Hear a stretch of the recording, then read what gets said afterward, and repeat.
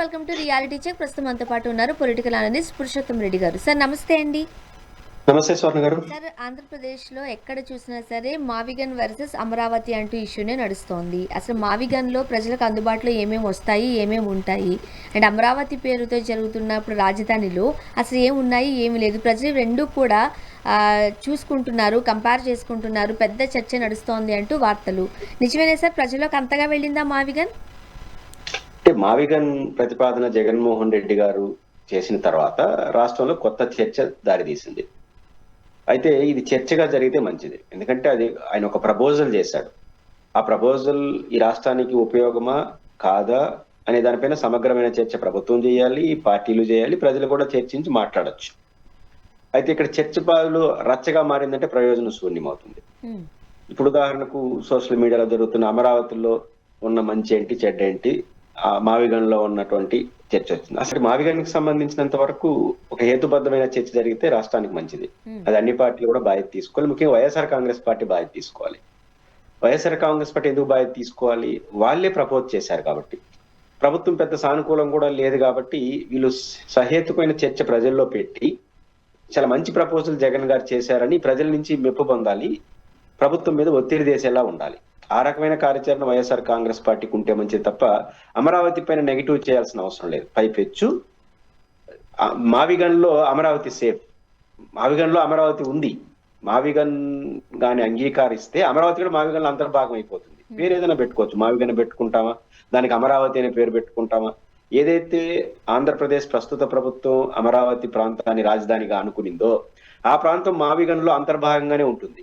ఏ building ఎక్కడ ఉంటుందనేది వేరే సంగతి, కానీ బాగుంటుంది. కాబట్టి అమరావతి మావిగన్కి వ్యతిరేకం కాదు, కాబట్టి పెద్ద ఇబ్బంది పడాల్సిన అవసరం. కాబట్టి అమరావతిలో ఏమి లేదు, ఏమి బలహీనతలు ఉన్నాయో చెప్పాల్సిన అమరావతి ప్రాజెక్ట్ ఏదైతే గత ప్రభుత్వం రూపొందించిందో, ఈ ప్రభుత్వం రూపొందించిందో ఒక మహానగరం, దాంట్లో బలహీనతలు ఉన్నాయి అంతే తప్ప అమరావతిలో బలహీనతలు ఎత్తగాల్సిన అవసరం. ఎందుకంటే అమరావతి రోజు ఏంటి, వెలగపూడి, ఈ 19 గ్రామాల పరిధి.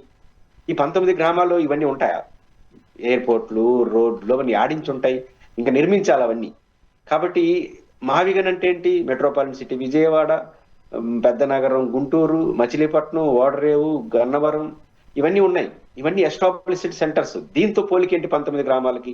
ఇంకా అలాంటి కన్నా మంచి నిర్మిస్తామని ప్రభుత్వం అంటుంది అంతే, ఇంకా నిర్మాణం స్టార్ట్ చేయలేదు కదా. అప్పుడే ఆ ప్రాంతంలో ఉన్న సౌకర్యాలు ఈ ప్రాంతంలో ఉన్న సౌకర్యాల పైన పొంతన ఉండదు, పోటీ చేయాల్సిన అవసరం లేదు. ఆ ప్రయత్నం కూడా వైఎస్ఆర్సీపీ శ్రేణులు చేయాల్సిన అవసరం లేదు. వైసీపీ శ్రేణులు చేయాల్సిందల్లా ప్రధానంగా అమరావతి నూతన నగరం ఎలా సాధ్యం కాదు, మావిగన్ ఎలా సక్సెస్ఫుల్ అవుతుంది, ఆ మావిగన్ లో అంతర్భాగంగా అమరావతి భవిష్యత్తు కూడా ఎట్లా ఉంటుంది అని చర్చ పెట్టారనుకోండి, అమరావతి ప్రజలు కూడా కలిసి వస్తారు. ఇప్పుడు ఉదాహరణకు వైఎస్ఆర్ కాంగ్రెస్ పార్టీ, మీరు హైదరాబాద్ ఉంది, మెయిన్ హైదరాబాద్ ఏంటి, హైదరాబాద్, సికింద్రాబాద్, తర్వాత కూకట్పల్లి, ఇంకా అట్లా మెల్లిమెల్లిగా వచ్చి Shamshabad airport, finance district, Gachibowli ఇవన్నీ ఉన్నాయి కదా. ఈ రోజు ఏది టాప్ గ్లామరు? ఈ గచ్చిబౌలి, ఈ శంషాబాద్ ఎయిర్పోర్టు, ఈ ఫైనాన్స్ డిస్టిక్, ఇవే కదా గ్లామర్ హైదరాబాద్ కి. పాత హైదరాబాదు, పాత బస్తీ, సికింద్రాబాద్ కన్నా ఈ రోజు గ్లామరు ఎక్కువ ఇమేజ్ ఉన్నది అది. రేపు అమరావతిలో అట్లే అవుతుంది. విజయవాడ ఈ రోజు గ్లామర్, కానీ విజయవాడ గుంటూరు కలిసిపోయి హైదరాబాద్ సికింద్రాబాద్ లాగా ఆడ ఒక మంచి అడ్మినిస్ట్రేషన్ క్యాపిటల్ అసెంబ్లీ ఉంది హైదరాబాద్ లో. అసెంబ్లీ ఉన్న ప్రాంతానికన్నా, సెక్రటేరియట్ ఉన్న ప్రాంతానికన్నా ఫైనాన్స్ డిస్టిక్ ఎంత అమెరికాలో ఉన్నట్టు ఉంటుంది. అసెంబ్లీ దగ్గర ఉంటే కదా, ఫైనాన్స్ డిస్టిక్ లో ఉంటుంది, శంషాబాద్ దగ్గర ఉంటుంది, గచ్చిబౌలి, ఈ ఏరియాలు బాగా డెవలప్, మాదాపూర్, ఇది కదా మేజర్ గ్లామరస్ ప్రాంతం. రేపు అమరావతి, తెనాలి అట్లా వచ్చేమో ఎక్స్టెన్షన్ పార్ట్ లోనే ప్లాన్డ్ గా ఉంటుంది. కాబట్టి అమరావతి కూడా రేపు అట్లా అవుతుంది మావిగన్ లో ఉంటే వాళ్ళు కూడా కన్విన్స్ చేయాలి వైసీపీ. కాబట్టి అమరావతి గొప్పతనం ఇదని చెప్పి కన్విన్స్ చేయాలి, కానీ అక్కడ ఆడ లేవు, ఆడ బస్ స్టాండ్ లేదు, ఈడ బస్ స్టాండ్ ఉందంటే ఆడ ఏమి లేదు, ఇంకొత్తగా నిర్మాణం చేయాలి, అదే కదా కష్టం అంటున్నాము. కానీ ఆ పోలిక కరెక్ట్ కాదు.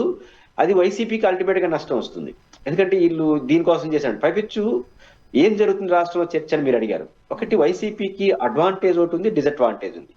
కొంత ఓకల్ సెక్షన్ లో ఉండేవాళ్ళు, జర్నలిస్టులుగా ఉండేవాళ్ళు, మీలాంటి వాళ్ళు, మాలాంటి వాళ్ళు రాజకీయాలను పక్కన పెట్టి, నిజమే కదా విజయవాడ, గుంటూరులో తక్కువ ఖర్చుతో ప్రభుత్వ భూములో కార్యాలయాలు పెట్టేయచ్చు, మళ్ళీ అమరావతి కూడా దీంట్లో కలిసిపోతుంది, ఒక మహానగరంగా మారచ్చేమో తక్కువ ఖర్చుతో, అప్పుడు రాష్ట్రంలో ఇతర ప్రాంతాలకు కూడా నిధులు ఖర్చు పెట్టచ్చు, అప్పుల అవసరం పెద్ద ఉండకపోవచ్చు, అనేది ఓకల్ సెషన్ లో మాత్రమే ఉంది. వైసీపీ దీన్ని సీరియస్ గా తీసుకోవాలి.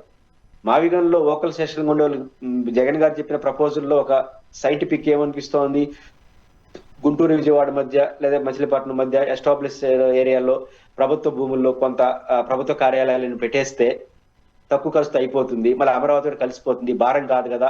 మంచి ప్రపోజల్. ప్రజలు కూడా హర్షం వ్యక్తం చేస్తున్నారు అనే భావన వస్తున్న నేపథ్యంలో ప్రజల్లోకి ఇంకా పోలాది. ఓకల్ సెషన్ కే పరిమితమైంది ఈ డిబేట్. ప్రజల్లో ఇంకా నెగిటివ్ ఉంది. వైసీపీ దాన్ని సదా హెచ్చరికగా తీసుకోవాలి. అంటే ప్రజలు ఏమనుకుంటారు? భయం ఉంది కదా సార్. ఇప్పుడు 1000 ఎకరాలు ఇచ్చారు, వాళ్ళకి ఇంకా ప్రామిసులు ఫుల్ఫిల్ చేయలేదు. సరే ఈసారన్నా ఏదో జరగబోతుంది, మా వరకు ఏదైతే ప్రామిసులు చేశారో అవి వస్తాయి అనుకునే టైంలో ఇప్పుడు మావిగన్ అంటూ కొత్త పాట పడుతున్నారు. సో ఏం జరగబోతుంది ఏంటి అనే ఒకలాంటి భయాందోళన ఉంటాయి కదా, సహజమే కదా అవి. 2 భయాల్ని వైసీపీ పరిలో తీసుకోవాలి. ఒక భయం అమరావతి రైతుల్లో, ఏదో కొలిక్కి వస్తుంది మళ్ళీ మావిగన్ అన్నాడు, ఒకవేళ ఈ 3 ఏళ్ళలో ఆయన ప్లాట్లు ఇచ్చేసినా మళ్ళీ ఆయన మావిగన్ పేరుతో అటు పక్కకి వెళ్తే మా ప్లాట్ల భవిష్యత్తు ఏందని భయం అమరావతి రైతులకు ఉంటుంది. అమరావతి ప్రాంతంలో మళ్ళీ ఈ మహానగరం సాధ్యం కాదేమో అనే భయం వాళ్ళకి ఉంటుంది. 2, రాష్ట్రంలో ప్రజలందరూ కూడా మళ్ళీ ఏంది రాజధాని మార్పు అంట, వాళ్ళ మావిగన్ అంతర్భాగం అమరావతిలో ఉంటుందన్న చర్చ కన్నా మళ్ళీ కొత్త చెప్పాడు జగన్ అనే భావన ఇంకా ప్రజల్లో ఉంది. పైపించు రాజధాని మార్పుని అంత సానుకూలంగా ప్రజలు తీసుకోరు. గతంలో 3 రాజధానులు అన్నది మార్పు, ఇది మార్పు కాదు, అడ్జస్ట్మెంట్. ఒక రకంగా జగన్ గారు ఇప్పుడు చర్చింది ఆ ప్రాంతంలో ఒక అడ్జస్ట్మెంట్ మాత్రమే, ఇది మార్పు కాదు. కానీ ప్రజలు కొత్త పేరు చెప్పిన వెంటనే ఇది మార్పుగా చూస్తున్నారు. కానీ ఎప్పుడు ఇదేనా పని, మార్చడైన జగన్ పని అనే భావన కూడా ప్రజల్లో ఉంది. ఇంకా దాన్ని వైసీపీ వాళ్ళు తక్కువ అంచనా వేయడానికి లేదు. కానీ ప్రజల్లో ఉన్నటువంటి ఈ భయాలు, వైసీపీ మళ్ళీ నెగిటివ్, ఇప్పుడు అమరావతికి నెగిటివ్ అయినా ఇంకా అధికార పార్టీ కూడా దాడి చేస్తుంది కదా, మీకు అమరావతి అంటే ఇష్టం లేదని చెప్పి దాడి చేస్తుంది కదా. కానీ ప్రజల్లో ఒక కంగారు ఉంది, అదొక వాస్తవం. కన్ఫ్యూజ్ ఉంది. ఓకల్ సెషన్ లో ఒక మంచి డిబేట్ స్టార్ట్ అయింది. అమరావతి రైతుల్లో భయాలు ఉన్నాయి. కానీ ఇప్పుడు YSR Congress party vocal session లో ఒక సైంటిఫిక్ అప్రోచ్ మనం తీసుకొచ్చినప్పుడు ఫస్ట్ వాళ్ళు కన్విన్స్ చేయాల్సిన అమరావతి రైతుల్ని. చంద్రబాబు నాయుడు గారు ఆలోచిస్తున్నటువంటి అమరావతి రాజధాని ప్రాజెక్ట్ లో విజయవాడ, గుంటూరు లేదు.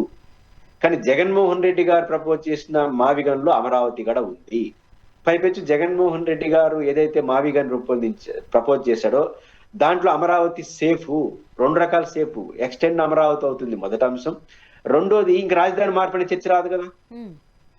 ఇప్పుడు ఆ రాజధాని బిల్లు ఎందుకు పెట్టారు, చట్టము మళ్ళీ జగన్ అంటే జగన్ వస్తే తప్ప మారుతుందని భయం ఊరికి లేదు. ఇప్పుడు జగన్ అమరావతిలో కూడుకున్నటువంటి మావిగాని చెప్తే ఇంకా మార్పు అనేది ఉండదు కదా, సేఫ్ కదా. కాబట్టి ఈ రకంగా అమరావతి రైతులను కూడా మీ ప్రయోజనాలు కాపాడబడతాయని కన్విన్స్ చేయాలి. కొంత కష్టమే. ఫస్ట్ అమరావతి రైతులను కన్విన్స్ చేయాలి వైఎస్ఆర్ కాంగ్రెస్ పార్టీ. ఇక్కడ అమరావతి కానీ ఇది బెస్ట్, అమరావతిలో 1,00,000 కోట్లు పోసేవాలి, ఇది 10 కోట్లు అంటే నెగిటివ్ వెళ్ళిపోతా ఉంది. కాబట్టి ఫస్ట్ వైఎస్ఆర్ కాంగ్రెస్ పార్టీ తాను ఏదైతే సైంటిఫిక్ గా భావిస్తుందో ఆ సైంటిఫిక్ భావించిన అందరినీ కలుపుకోవాలి.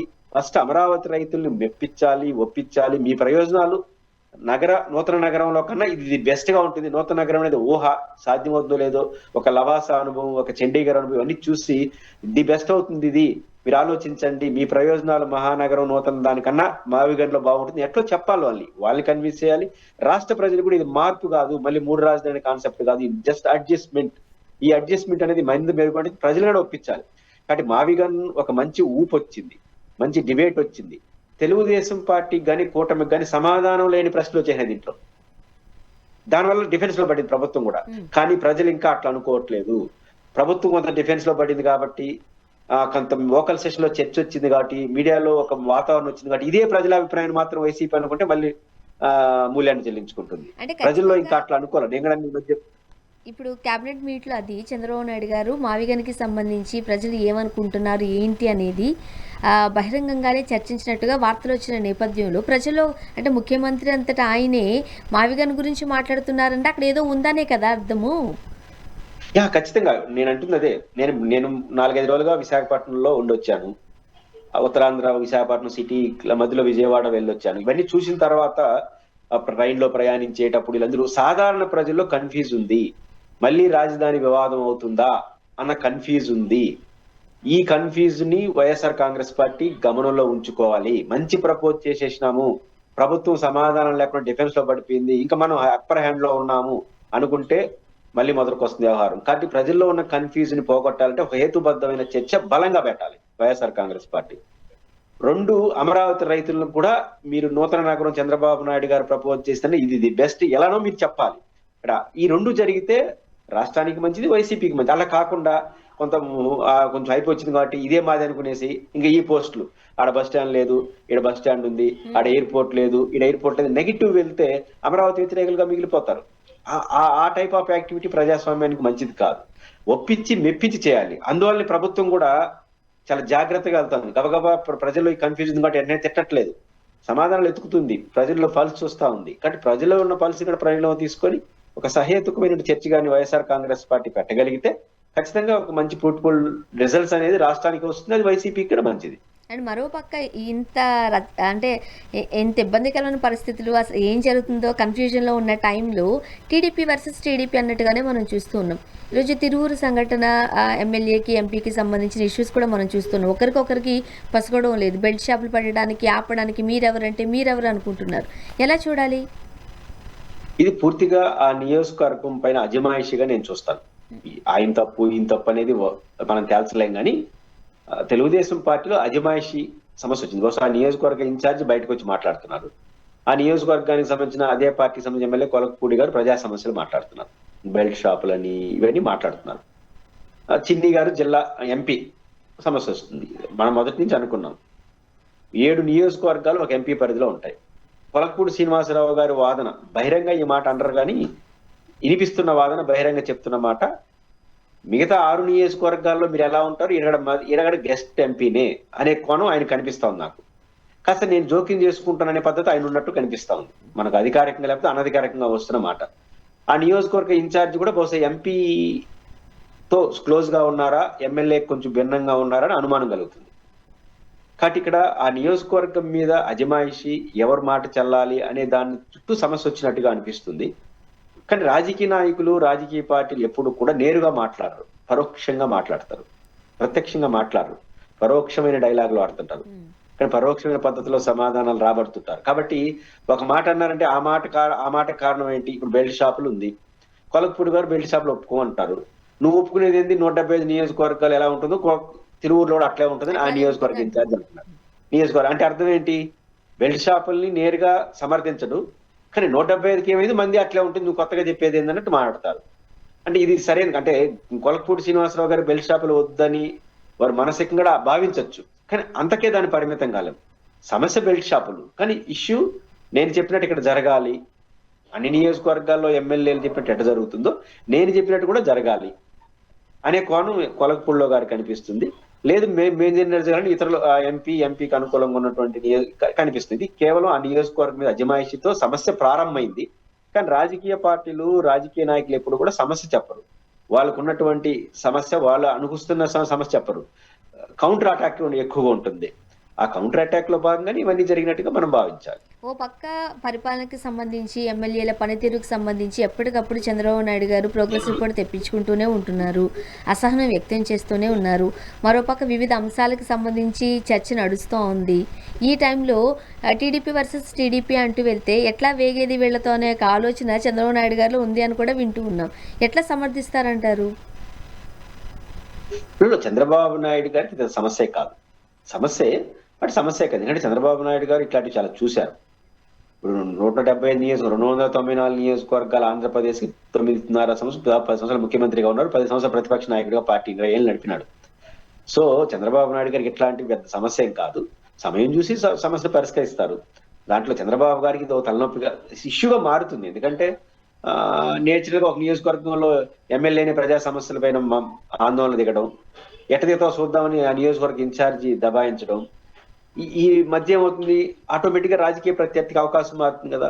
ఇప్పుడు బెల్ట్ షాపులు ఉన్నాయి రాష్ట్రంలో అని వైఎస్ఆర్ కాంగ్రెస్ పార్టీ చెప్తే వచ్చే ఇమేజ్ కన్నా అధికార పార్టీ వాళ్ళు చెప్తే ఇమేజ్ ఎక్కువ ఉంటుంది. ఇప్పుడు ఎమ్మెల్యేని పోరాడుతున్నా అంటే బెల్ట్ షాపులు ఉన్నాయని మీరే ఒప్పుకున్నట్టు కదా అంటారు. కొలకపూడి శ్రీనివాసరావు గారు ఈరోజు తెలుగుదేశం పార్టీ ఎమ్మెల్యే, కానీ ఆయన మాటకి అధికార ముద్ర ఉంటుంది. బస్ ఆ పార్టీ నుంచి ఆయన బయటకు వచ్చినా వీళ్ళు బయట పంపు చేసి ఆయన ప్రత్యర్థిగానే చూసేస్తారు. ఇంకా పోయినాడు కాబట్టి అట్లా మాట్లాడితే ఇట్లా మాట్లాడతారు అంటారు. కాబట్టి ఖచ్చితంగా ప్రభుత్వానికి ఆ తలనొప్పి ఉంటుంది. ప్రజా సమస్యలు పదే ఆయన మాట్లాడడం ద్వారా మీ ఎమ్మెల్యేనే చెప్తున్నాడు, ఇంతకన్నా మించి ఏం కావాలనే ప్రతిపక్షానికి ఒక ఆయుధంగా ఆ వాదన మారుతుంది. ప్రభుత్వానికి అది నష్టం. అయితే చంద్రబాబు నాయుడు గారు ఇట్లాంటి సమస్యలు చాలా చూశారు, అనుభవం ఉంది కాబట్టి దీనికి భయపడతారని, దీంతో ఒక తలనొప్పిగా ఆయన మారుతుందని, దీని తలనొప్పి మారితే 175 నెలలు 170 తలనొప్పులు వస్తాయి. కాబట్టి రాజకీయ పార్టీ అన్న నడిపేటప్పుడు ఇట్లాంటి వస్తా ఉంటాయి, పోతా ఉంటాయి. ఖచ్చితంగా దాన్ని డీల్ చేయడం చంద్రబాబు గారికి పెద్ద సమస్య కాదనుకుంటాను కాబట్టి ఇప్పటివరకు ఆయన ఊరిని మాట్లాడాల, రాష్ట్ర అధ్యక్షులతో మాట్లాడిస్తున్నాడు. కాకపోతే చంద్రబాబు నాయుడు గారి కన్నా, ప్రభుత్వం కన్నా ఒక సమస్య ఉంటుంది, ఒక నైతిక సమస్య. మీ అధికార పార్టీ వాళ్ళు ఇలా బహిరంగ కొట్లాడుకుంటున్నారు, మీ అధికార పార్టీ నాయకులే బెల్ట్ షాపులు అంటున్నారు, ప్రజా సమస్యలు అంటున్నారు. ఇంకంతకన్నా మించి ఏం కావాలని ప్రతిపక్షానికి సమస్యగా, ఒక అవకాశంగా మారుతుంది. అది అధికార పార్టీకి ఖచ్చితంగా అసౌకర్యం ఉంటుంది. మరి ఈ సౌకర్యాన్ని ఎట్లా పరిష్కరించుకుంటారని చూడాలి. అండ్ మరోసారి వైఎస్ వివేక గారి హత్యకి సంబంధించి తెలంగాణ హైకోర్టులో సునీత గారు పిటిషన్ వేశారు. మొన్నే కోర్టు చెప్పింది కూడా ఇంతకు మించి విచారించాల్సింది ఏమీ లేదు అని. అయినప్పటికీ హైకోర్టులో పిటిషన్ వేయడాన్ని ఎలా చూడాలి? అంటే సునీత గారు అయితే శర్మిల గారు అవినాష్ రెడ్డి గారు కేంద్రంగా అనేక ఆరోపణలు చేస్తూనే ఉన్నారు. జగన్ గారి కేంద్రంగా చేస్తున్నారు, భారతి గారి కేంద్రంగా చేస్తున్నారు. దానికి ఇది కొనసాగింపుగానే చూడాలి. సమస్య వారి అనుమానాలను నేనేం తప్పట్టాల్సిన అవసరం లేదు. వారి అనుమానాలు వాళ్ళవి. వారి తండ్రి మరణించారు కాబట్టి, హత్యకు గురైనారు కాబట్టి, వారికి ఏం ఆధారాలు ఉన్నాయో, ఏం బాధలు ఉన్నాయో మనం చెప్పలేము. కానీ ఎక్కడో ఒకసారి కంక్లూడ్ కావాలి. ఒకటి కంక్లూడ్ ఏం కావాలి? జగన్మోహన్ రెడ్డి గారు ఒప్పుకోకపోవడం అంటే మనం మాట్లాడచ్చు. కోర్టులు, Telangana high court, CBI court, supreme court, CBI, 3 కోర్టులు, CBI court, Telangana high court, supreme court మరియు సెంట్రల్ బ్యూరో ఆఫ్ ఇన్వెస్టిగేషన్. 4 వ్యవస్థలు, 4 స్వతంత్ర వ్యవస్థలు. 4 వ్యవస్థల్లో ఒకే రకమైన తీర్పు వస్తా ఉంది. సిబిఐ ఏదైతే తీర్పు కదా, ఇంకా ఏదో లోతుగా వాళ్ళు సాటిస్ఫై కాకపోవడం, ఇంకా అనుమానాలు వాళ్ళకు ఉండడాన్ని నేను తప్పట్టను. వారికి ఏం ఆధారాలు మనకు తెలియదు. కానీ వ్యవస్థ దగ్గర ఉన్నప్పుడు, ప్రజాస్వామ్యంలో ఉన్నప్పుడు ఏడో ఒకసారి కంక్లూడ్ కావాలి. జగన్మోహన్ రెడ్డి గారిని అడిగాం, ఆయన ఒప్పుకుంటాడంటే ఎంచోపైనా మాట్లాడచ్చు, వ్యక్తి కాబట్టి, లీడర్ కాబట్టి. కానీ ఇక్కడ వ్యవస్థలు కదా చెప్పింది, సిబిఐ కోర్టు చెప్పింది. సిబిఐ ఏం చెప్పింది? మేము చేయాల్సిన విచారణ పూర్తి చేశాం, ఇంకా విచారించాల్సింది ఏమీ లేదు అని చెప్పింది. ఇవి కొన్ని పాయింట్ చెప్పింది. మళ్ళీ సిబిఐ కోర్టు, తర్వాత హైకోర్టు, సుప్రీంకోర్టు మొత్తం జరిగింది. వాళ్ళు కూడా మొత్తం మీద ఇంకొక 2 ఎవరినో విచారించడానికి అనుమతి ఇచ్చింది. అంతకుమించి అవసరం లేదండి. ముఖ్యంగా జగన్ గారిని, భారతి గారిని విచారించాల్సిన అవసరం, పరిధిలో తీసుకురావాల్సిన అవసరం లేదనే సిబిఐ చెప్పింది. కోర్టు కూడా దాన్ని అంగీకరించినాయి. ఇట్లాంటి సమయంలో మాకు చేయాల్సిందే అంటే ఇంకా అవకాశం లేదంటున్నాను. ఎందుకంటే సిబిఐ అల్టిమేట్ ఇన్స్టిట్యూషన్ ఎంక్వైరీకి సంబంధించి విచారణ సంస్థ భారతదేశంలో. సుప్రీంకోర్టు సర్వోన్నత న్యాయస్థానం. ఇంకెక్కడికి పోతారు? అవకాశం ఏముంది? ఇంకా ఇంటర్పోల్ అంటారు, అంతకుమించిన అవకాశంగా లేదు. కాబట్టి మీకు వ్యవస్థల్లో ఒక ఇండిపెండెంట్. రెండోది, ఒకవేళ జగన్ గారు మేనేజ్ చేశారంటే ఆయన అధికారంలో కూడా లేడు. ఆ మాట అనడానికి కూడా స్కోప్ లేదు. వ్యవస్థలు మేనేజ్ చేస్తారనే దానికి ఆధారాలు లేవు. ఒకవేళ సిబిఐ ఆయన మేనేజ్ చేశాడు కేంద్ర ప్రభుత్వం అంటే, కేంద్ర ప్రభుత్వం మంది కదా. మీకు ఎవరైతే గట్టిగా ఓన్ చేసుకుంటున్నారో, తెలుగుదేశం కావచ్చు, జనసేన కావచ్చు, వాళ్ళది కాదు ఇప్పుడు ప్రభుత్వం, జగన్ గారిది కాదు కదా. కాబట్టి ఆరోపణలు ఇప్పుడు మీరు చేయలేరు. కాబట్టి జగన్ గారు ఏమన్నా ఇప్పుడు పవర్ లో ఉండి ఏమైనా మేనేజ్ చేస్తారని అనుకుంటే కనీసం దాన్ని చెప్పడానికైనా అవకాశం ఉంటుంది. ఇప్పుడు వారు అధికారంలో కూడా లేరు. పైపెచ్చు అధికారంలో, కేంద్రంలో భాగస్వామ్యంగా ఉన్న వాళ్ళు మీతో బాగున్నారు, ఈ సమస్యలో మీతో సంఘీభావం ఉన్నారు. పవన్ కళ్యాణ్ గారు కావచ్చు, లోకేష్ గారు కావచ్చు, మీకు సంఘీభావం చెప్పారు. కాబట్టి ఇంకా వాళ్ళు కాదని జగన్ గారు అడే మేనేజ్ చేస్తాడు. మేనేజ్ చేసేటువంటి సిబిఐ వద్దని ఆయన ఎందుకంటాడు? సిబిఐ వద్దు, స్టేట్ ఇన్వెస్టిగేషన్ చేయాలని ఫస్ట్ జగన్ గారు అన్నారు. సిబిఐ కావాలి, నేను మేనేజ్ చేయాలంటే సిబిఐని ఫస్ట్ ఆహ్వానించుంటాడు కదా. కాబట్టి జగన్ గారు పవర్ లో లేరు, మీరు ఆరోపణ చేస్తున్న వ్యక్తులు ఆ పవర్ లో లేరు, మీకు సంఘీభావం చెప్పిన వాళ్ళు పవర్ లో ఉన్నారు, దేశ అత్యున్నతమైనటువంటి న్యాయస్థానం ఇచ్చిన తీర్పు ఇవన్నీ ఉన్నాయి. కాబట్టి మీ అభిప్రాయాలు మార్చుకోమని నేను చెప్పను, కానీ ఎక్కడో ఒకసారి కంక్లూడ్ చేయండి. దాన్ని లాగితే ఒక హేతుబద్ధమైన దొల్లుపాడండి. ఇప్పుడు ఉదాహరణకు సిబిఐ కోర్టు, తెలంగాణ హైకోర్టు, భారత సుప్రీంకోర్టు, ఇంటర్పోల్ నామ్స్ పోవచ్చు, దాని ఊరు కాదంటారు. కానీ అవన్నీ అయిపోయిన తర్వాత మళ్ళీ నేను మొదటికి వస్తాను, మళ్ళీ చెప్పాలి అంటే దాన్ని యాక్సెప్టెన్స్ రాదు. సమాజం కూడా ఇవి కావాలని వాళ్ళు ఈ సమస్యను లాగడానికే చేస్తా ఉందనే చెడ్డ పేరు అనవసరంగా తెచ్చుకుంటారు. ఒక హేతుబద్ధమైన పోరాటం చేయకపోతే అది సత్ఫలితాలను అయితే ఇవ్వదు. అండ్ మరోపక్క 2027లో తెలంగాణ నుంచి కేటీఆర్ గారు, అలానే ఏపీ నుంచి జగన్మోహన్ రెడ్డి గారు పాదయాత్రకు సంసిద్ధం అవుతున్నారు. తెలుసు, ఒకరినొకరు ఇప్పుడు విష్ చేసుకుంటారు, ఇద్దరికిద్దరు సహకరించుకుంటూ ఉంటారు అన్నది కూడా మనం చూస్తూనే ఉంటాం. ఎట్లా చూడాలి ఈ పాదయాత్రలను? హరీష్ కేటీఆర్ గారు పాదయాత్ర ఇంకా అనౌన్స్ చేయలేదు, కానీ జగన్ గారు అయితే ఆల్రెడీ అనౌన్స్ చేసేసాడు. ఇంకొక 1 year లో 1.5 year లో నేను పాదయాత్రకి వెళ్తాను అప్ టు ఎలక్షన్ వరకు. కాబట్టి ఆయన పాదయాత్రకి వెళ్తాడు. దీంట్లో ఒక ఎస్టిమేషన్ అవసరం. ఆయన గతంలో 2019లోకి వెళ్ళారు. మొన్న చెప్పేశాడు ఆయన ఇంకో 1.5 year తర్వాత పాదయాత్రకు నేను కూడా జనంలోకి వచ్చేస్తాను అంటున్నాడు. ఇంకొక 1 year, అది తెలిసి ఇంకొక 1 year 1.5 year ఉంటారు, మళ్ళీ పాదయాత్రకి వెళ్ళిపోతున్నాడు జగన్ గారు. క్లియర్. కేటీఆర్ గారు కూడా వెళ్లే అవకాశం ఉంటుంది. ఎందుకంటే పాదయాత్ర అనేది ప్రజల్ని కలవడానికి ఒక మంచి వేదిక, ప్రజల్లో రోజు ఉండడానికి ఒక మంచి వేదిక, లీడర్ గా ఎమర్జ్ కావడానికి ఒక మంచి అవకాశం. ఇప్పుడు కేసీఆర్ గారు రాజకీయ వారసుడు, కేటీఆర్ గారే ఉంటారు. కాబట్టి ఆయన పాదయాత్ర చేయడం ద్వారా తను ఒక ఎమర్జ్ కావడం లీడర్ గా, ఖచ్చితంగా రేపు భవిష్యత్తులో టీఆర్ఎస్ లీడ్ చేయాల్సింది ఆయనే కదా. కాబట్టి నేచురల్ గా కేటీఆర్ గారు ఏమైనా పాదయాత్ర చేస్తాడా? కేసీఆర్ గారు చేయలేడు, ఆయనకున్న ఆరోగ్య కారణాలు ఇచ్చా. బస్సు యాత్రలు, ఇట్లాంటి ప్రజా దర్బార్లు, బస్సుల్లో వెళ్ళడం, హెలికాప్టర్లు వెళ్ళడం చేయొచ్చే తప్ప పాదయాత్ర మాసివ్గా కేసీఆర్ గారు తనకున్న ఆరోగ్య పరిమితుల రీత్యా చేయలేడు. పాదయాత్ర అనేది ఒక సెంటిమెంట్ గా, ఒక సానుకూలమైన సిగ్నల్స్ వస్తా ఉంది కాబట్టి తెలంగాణలో కేటీఆర్ గారు ఇద్దరు చేశారనుకోండి, ఇద్దరు రేపు అధికారంలోకి వస్తారు. తెలంగాణలో వాళ్ళు, ఇక్కడ వీళ్ళు. కేసీఆర్ గారు అధికారంలోకి వచ్చినా మొత్తం నడిపేది మళ్ళీ కేటీఆర్ గారే. ఎందుకంటే ఆంధ్రప్రదేశ్ లో చంద్రబాబు గారు అధికారంలో ఉన్న లోకేష్ గారు ఎట్టయితే నడుపుతారో అక్కడ ఆయన నడుపుతాడు. ఇక్కడ జగన్ గారు డైరెక్ట్ గా ఉంటారు. కాబట్టి ఎవరైతే నడుపుతారో రేపు మళ్ళీ కాంబినేషన్, ఈ పక్క ఆంధ్రప్రదేశ్ లో జగన్, ఆ పక్క కేటీఆర్ లేదా కేసీఆర్ అనే పిక్చర్ అయితే వస్తా ఉంది. ఎందుకంటే అక్కడ కాంగ్రెస్ ఓడిపోతే బీజేపీ కూడా ఫైట్ లో ఉంది, కానీ ఇప్పుడు ఎందుకు వాళ్ళు వీక్ అవుతున్నట్టు అనిపిస్తుంది.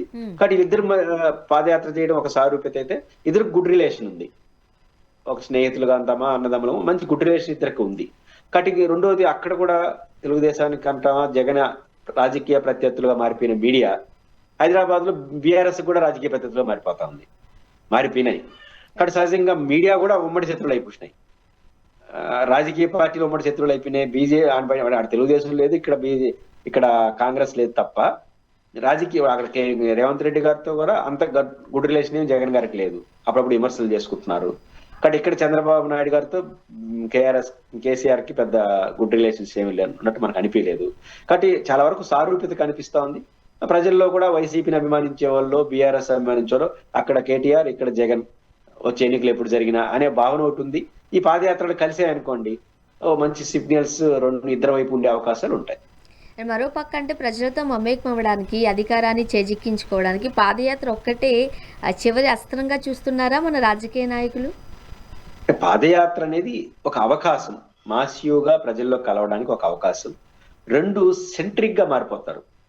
పాదయాత్ర అన్న తర్వాత రోజుకి 20 కిలోమీటర్లు, 14 కిలోమీటర్లు నడుస్తారు కదా. వందలాది మంది ప్రజలు వచ్చి కలుస్తారు. ఖచ్చితంగా అక్కడ సమస్యలు అరైజ్ అవుతాయి. ఆ సమస్య మీద ఆ నాయకుడు మాట్లాడతాడు, అది ఎక్స్పోజ్ అవుతుంది. అనివార్యంగా ప్రభుత్వం దాని మీద ఫోకస్ పెడుతుంది. అప్పుడు ఏమవుతుంది, ఆ లీడర్ సెంట్రిక్ గా మారతాడు. 2, ప్రజలు కూడా పాదయాత్ర పట్ల దగ్గరకు వస్తారు. ఎందుకంటే పాదయాత్రలో పోయి మనం సమస్య చెప్తే అది ఎక్స్పోజ్ అవుతుంది, ఏమో ఈ ప్రభుత్వం కూడా పరిష్కరించచ్చేమో అనే భావన కూడా ఉంటుంది. కాబట్టి పాదయాత్రకి ఆ గౌరవం, ఆ గ్లామర్ ఉంది. ఖచ్చితంగా పాదయాత్ర అనేది జగన్మోహన్ రెడ్డి గారు పాదయాత్రకి, రాజశేఖర రెడ్డి గారు ప్రజా ప్రస్థాన యాత్ర రాష్ట్ర రాజకీయాలను మార్చేసింది. ఆయన మరో ప్రస్థానం పేరుతో జగన్ గారు చేసింది పెద్ద రాష్ట్ర రాజకీయాలు సంచలనంగా మారింది. ప్రజా ప్రస్థానం పేరుతో జగన్ గారు చేసింది మారింది, అధికారంలో తీసుకొచ్చింది.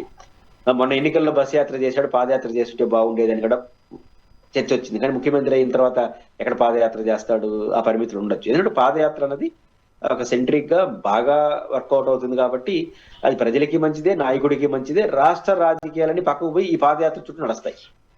అది ప్రజలకి మంచిదే, నాయకుడికి మంచిదే. కాబట్టి పాదయాత్రకి ఆ ప్రత్యేకత ఉంది. చూద్దాం సార్ ఏం జరగబోతుంది. థ్యాంక్ యూ సో మచ్ అండి, మీ అభిప్రాయాలు పంచుకున్నారు. Thank you sir. ఇది వాళ్ళ రియాలిటీ చెక్. Stay tuned.